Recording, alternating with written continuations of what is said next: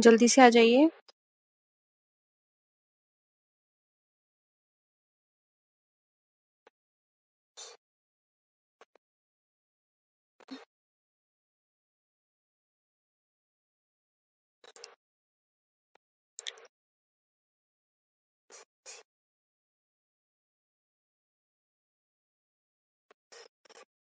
देखिए यहाँ पे क्वेश्चन है errors of carry forward from one year to another year effect. अब जो एरर्स होते हैं हमारे वो कैरी फॉरवर्ड होते हैं एक साल से दूसरे साल में, किस तरह के? पर्सनल अकाउंट के, रियल अकाउंट के, नॉमिनल अकाउंट के, या फिर both personal and real account? बताइए।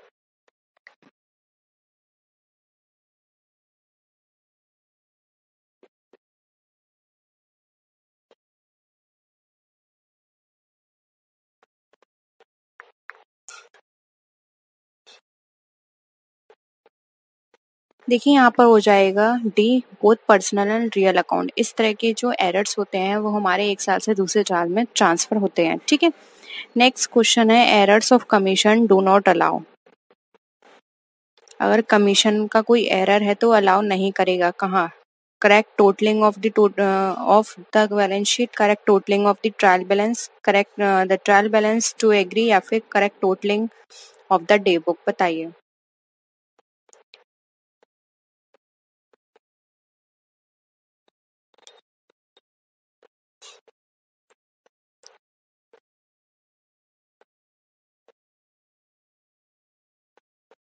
देखिए एरर ऑफ कमीशन जो है वो अलाउ नहीं करता हमारे ट्रायल बैलेंस में, क्योंकि ट्रायल बैलेंस में क्या होता है, हमारे जो बैलेंस है वो मैच करने चाहिए। ठीक है, यहाँ पे ऑप्शन सी करेक्ट हो जाएगा। नेक्स्ट है assets are held for the purpose of. अब जो असेट्स है हमारी किस पर्पस से रखी जाती हैं? Earning revenue, resale, conversion into cash, या फिर personal purpose?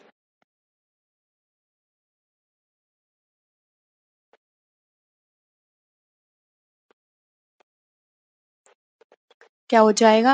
Answer A, earning revenue, revenue को अर्न करने के पर्पस से। ठीक है, नेक्स्ट देखिए अनअर्न्ड इनकम अकाउंट्स इज। अब जो अनअर्न्ड इनकम है वो कैसा है? असेट है, लायबिलिटी है, एक्सपेंस है, या फिर इनकम रिसीव्ड इन एडवांस है?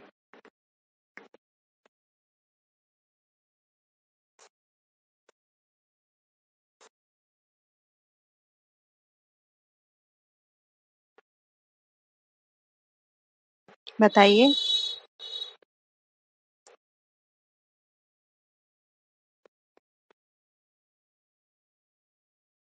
देखिए अनअर्न्ड इनकम जो होती है वो एक लायबिलिटी का पार्ट होती है। ठीक है, तो ऑप्शन बी यहाँ पे हमारा करेक्ट है।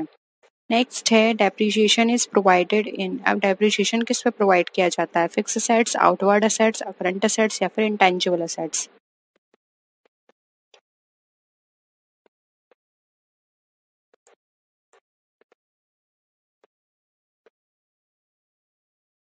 क्या होगा इसका आंसर? देखिए डेप्रिसिएशन जो है वो हमेशा फिक्स असेट्स पर लगाया जाता है। ठीक है, तो ऑप्शन ए करेक्ट है। नेक्स्ट है heavy advertisement to launch a new product is. अब जो हैवी एडवर्टाइजमेंट है वो किस पे किया जाता है?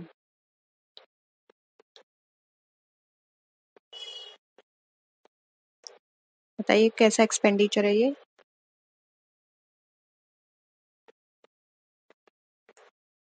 देखिए ये हमारा डेफर्ड रेवेन्यू एक्सपेंडिचर है, जिसको हम धीरे धीरे राइट ऑफ करेंगे। डेफर्ड रेवेन्यू एक्सपेंडिचर वो होते हैं जो बहुत हैवी होते हैं अमाउंट में, और इसको धीरे धीरे राइट ऑफ करते हैं। नेक्स्ट है accounts receivable includes sundry debtors, bills receivable, promissory note, या फिर ऑल ऑफ द अबव?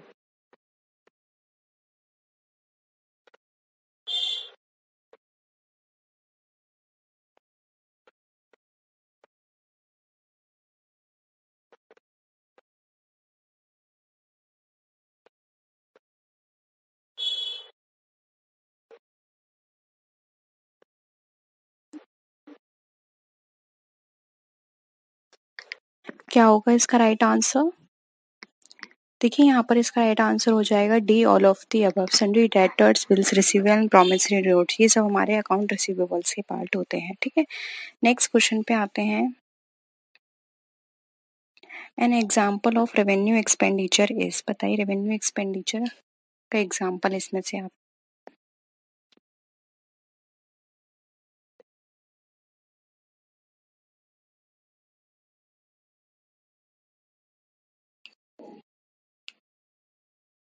देखिए रेवेन्यू एक्सपेंडिचर वो एक्सपेंडिचर होते हैं जो कि हम डेली पर्पज से करते हैं, यानी फ्रिक्वेंटली होते हैं। ठीक है, रिकरिंग नेचर के होते हैं।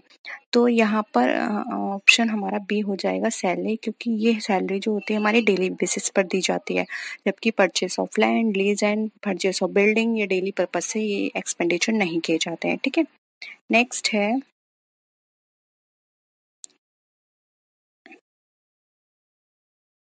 when a will is drawn on A on B, it is debited in the books of A2। बताइए कैश अकाउंट, बीस अकाउंट, बिल्स रिसीवेबल अकाउंट या फिर bills payable account.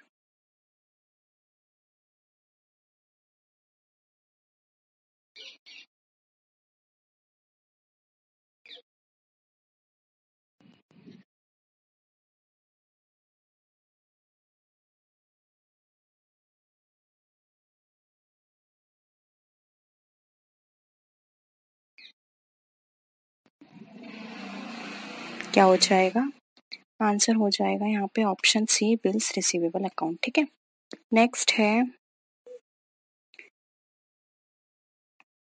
Noting charges account is debited bye.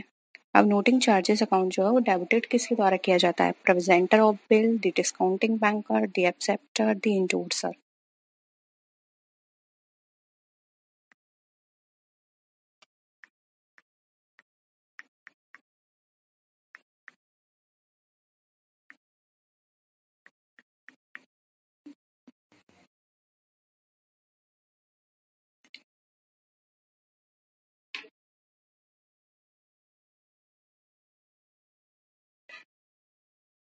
बताइए।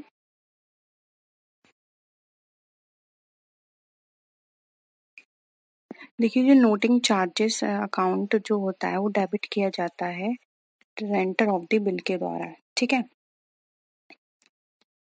Option क्या हो जाएगा? ए।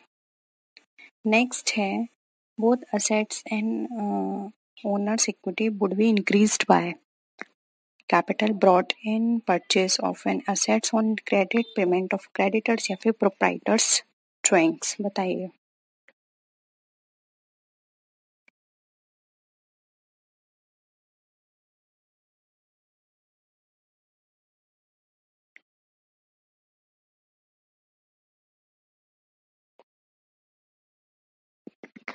क्या हो जाएगा आंसर?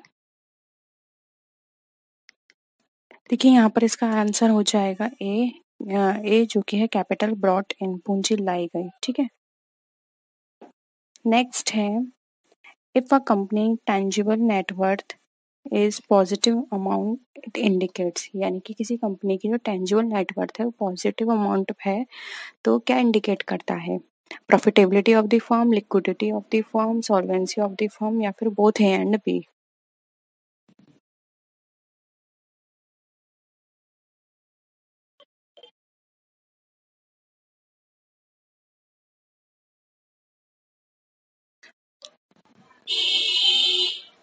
देखिए यहाँ पे टेंजिबल नेटवर्थ की बात की जा रही है, यानी कि असेट्स हैं। ठीक है, जिनको हम टच कर सकते हैं, जैसे कि फर्नीचर हो गया, प्लांट हो गया, मशीनरी हो गया, तो इससे लिक्विडिटी किस तरह से मेंटेन होगी? नहीं हो सकती। प्रॉफिटेबिलिटी हम बोल सकते थे लेकिन लिक्विडिटी तो बिल्कुल नहीं होगी, इससे होगी हमारी सॉल्वेंसी। ठीक है, तो ऑप्शन सी हमारा यहाँ पे राइट आंसर हो जाएगा। नेक्स्ट क्वेश्चन है the excess of current assets over current liabilities are called as. बताइए।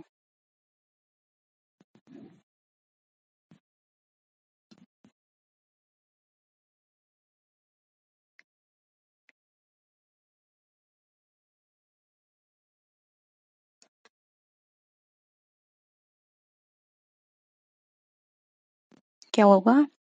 सिंपल है, नेट वर्किंग कैपिटल कहलाता है ये हमारा। ठीक है, नेक्स्ट है the balance of cash account indicates net income for the period net loss for the period, net worth of the business या फिर नेट कैश ऑन हैंड।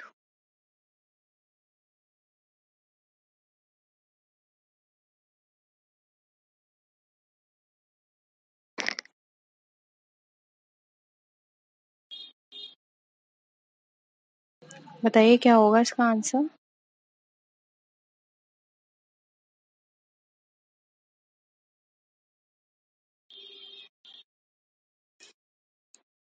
देखिए जब भी हम कैश अकाउंट के बैलेंस की बात करते हैं तो ये हमारा बताता है हमारी नेटवर्थ को, ठीक है। तो ऑप्शन सी यहाँ पे हमारा राइट आंसर हो जाएगा। नेक्स्ट है preparation of trial balance helps in the deduction of errors of principle, compensating error, errors of whole omission या फिर क्लरिकल एरर। बताइए।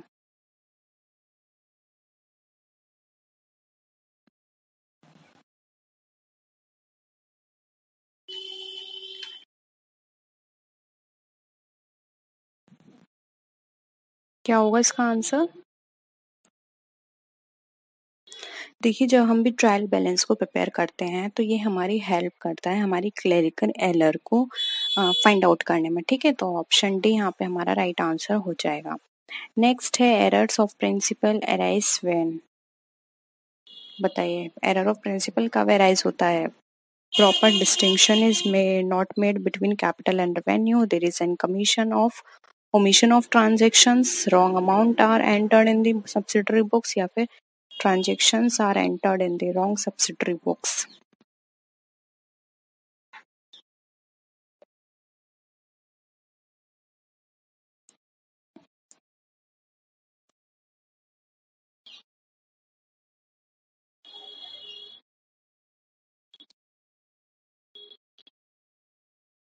देखिए जब भी हम एरर ऑफ प्रिंसिपल अराइज की बात करते हैं तो ये हमारा बताता है कि जो भी हम कैपिटल और रेवेन्यू हैं उनके बीच हमने क्या है मतभेद नहीं किया, यानी कि जो रेवेन्यू में कंसिडर करना चाहिए था वो हमने रेवेन्यू में ना नहीं किया और जो कैपिटल में करना चाहिए था वो कैपिटल में नहीं किया, ठीक है। यानी कि हमने सही से ट्रीटमेंट नहीं किया है। तो ऑप्शन ए हो जाएगा हमारा आंसर। नेक्स्ट है a cheque received and paid into the bank on the same day is recorded in the. बताइए। एक चेक रिसीव किया है और पे किया है बैंक में सेम डे पर, ये किस में रिकॉर्ड किया जाएगा।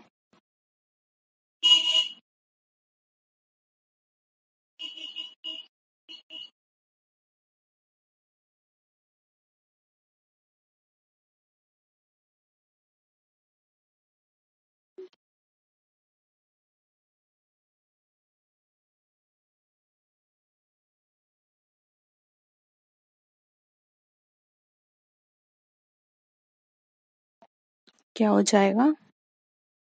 ऑप्शन बी हो जाएगा bank column of the cash book, ठीक है। नेक्स्ट है which one of the following is not taken into account in adjusting the cash balance. बताइए इनमें से कौन सा हम काम नहीं करेंगे जब हम कैश बैलेंस को एडजस्ट करेंगे।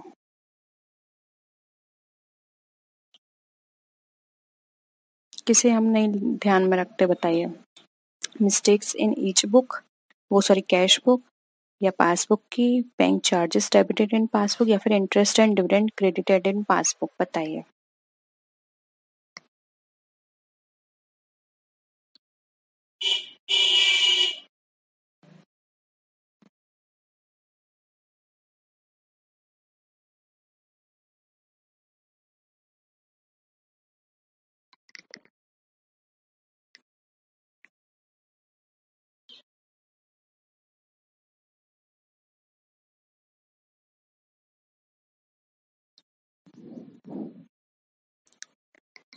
क्या होगा आंसर।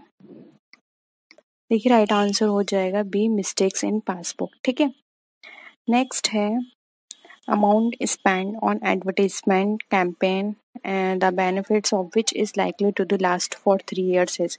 यानी कि जब हमने कोई भी ऐसा एडवर्टाइजमेंट या कैंपेन में एक्सपेंडिचर किया था और वो लास्ट जिसका लाभ हमें 3 साल तक मिलना है तो क्या कहलाएगा। कैपिटल, डेफर्ड रेवेन्यू एक्सपेंडिचर या फिर डेफर्ड कैपिटल एक्सपेंडिचर। बताइए।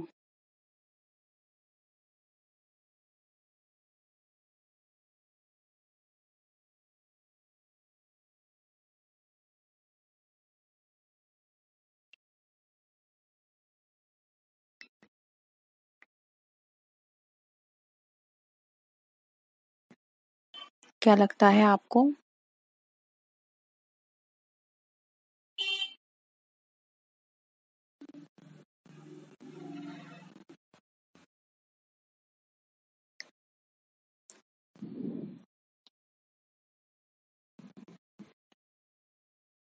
देखिए, इस तरह के एक्सपेंडिचर हमारे डेफर्ड रेवेन्यू एक्सपेंडिचर में होंगे। डेफर्ड रेवेन्यू एक्सपेंडिचर यानी कि 3 साल में, तो इस तरह की कैंपेन तो हर 2-3 साल में होते रहेंगे, ठीक है?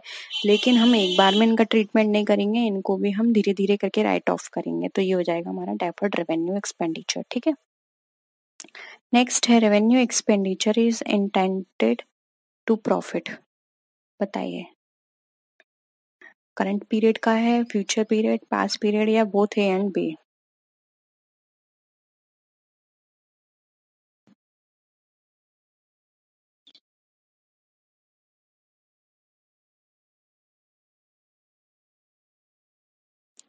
देखिए, रेवेन्यू एक्सपेंडिचर वो एक्सपेंडिचर होते हैं जो कि हमारे डे टू डे बेसिस पर जो एक्सपेंडिचर होते हैं, फ्रिक्वेंटली होते हैं, तो इनका बेनिफिट भी हमें करंट पीरियड में ही मिलता है, ठीक है? तो ऑप्शन ए हमारा यहाँ पे करेक्ट है।